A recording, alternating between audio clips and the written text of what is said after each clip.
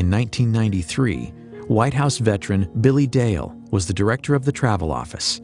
Dale had faithfully served 7 previous presidents, starting with John F. Kennedy in 1961.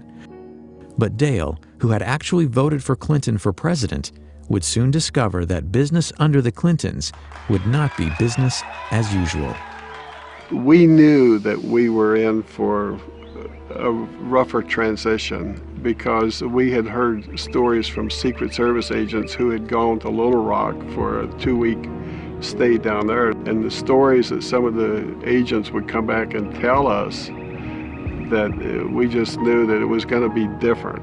We didn't realize how different it was going to be. The new administration is free to fire anybody that they want to, but traditionally that does not happen. On the day of Clinton's inauguration, Wednesday, January 20th, 1993, Billy Dale got a call from an unknown woman indicating that Catherine Cornelius, the 24-year-old third cousin of President Clinton, would soon be working in the Travel Office. And I got to know who Catherine Cornelius was. She went to work in David Watkins' office, answering phones, but she never let up in her demands to take over the Travel Office.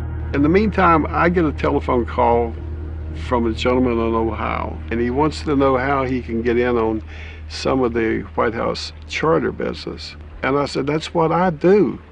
I arrange the charters. And he said, I know, but he says, we can make some money here. If I had made arrangements with that gentleman, I speculate that things would have been very different than as they turned out.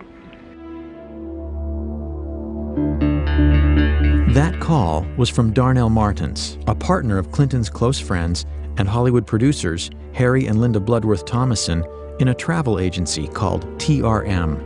When Congress investigated, they learned Harry Thomason had multiple conversations with First Lady Hillary Clinton about taking over the White House charters. At that time, I didn't even know who Harry Thomason was, but we have since learned that Catherine was reporting to him and he was reporting to the First Lady Hillary Clinton. As Dale says, every new president has the right to hire new Travel Office staff, even though no president had done so for over 30 years. But not only was Billy Dale fired, along with 6 other Travel Office staff members, he was also locked out of his office. But that was only the beginning. And I got accused of embezzling $14,000 that I couldn't account for because the logs were missing. At the same time, D.D. Myers is in the press room briefing the White House press corps, telling them that we were being fired for criminal misconduct and the FBI was being called in to conduct a criminal investigation. I think that they wanted to make it look like they were doing it because there was corruption over there so nobody would criticize them, because the media liked Billy Dale and the people there. Gary Aldrich was an FBI agent for 26 years, the last 5 as an agent responsible for background checks on White House staff. Recall that the FBI had conducted investigations of all of these men and had determined that they were qualified to work in the White House and that they were honest individuals.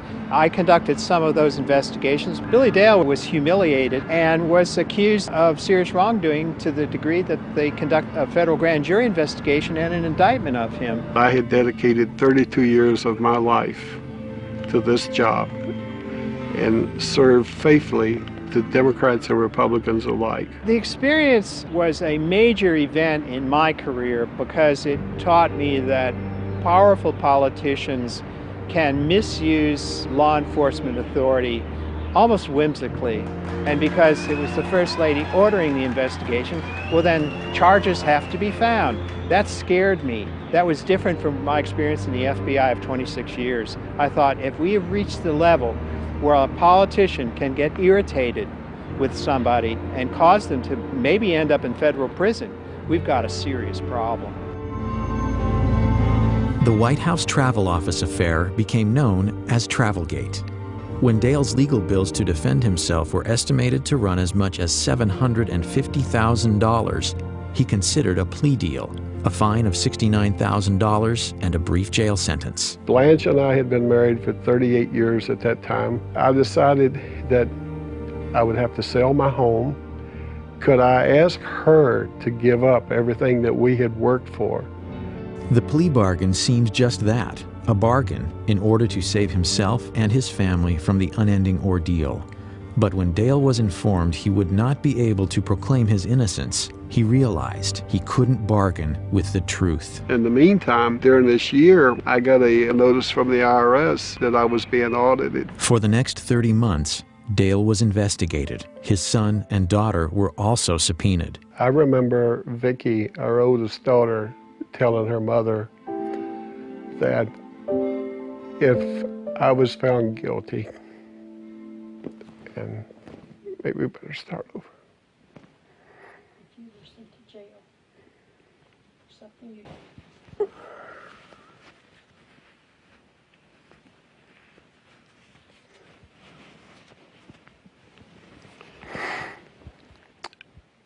I remember during my trial, Vicki, my oldest daughter, telling her mother that if I was found guilty and had to go to jail for something that I did not do, that she didn't know if she could live in this country any longer, when the government would be responsible for doing something like that to her father.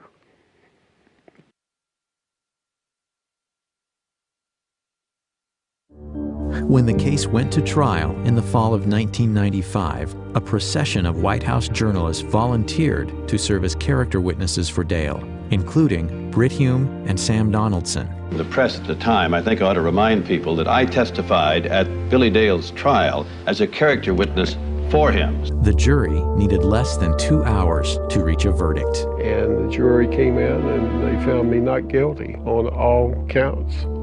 I laid my head down on the desk in front of me and cried. Ultimately, the Office of the Independent Counsel's final report on the Travel Office firings found that Mrs. Clinton's sworn testimony was factually inaccurate.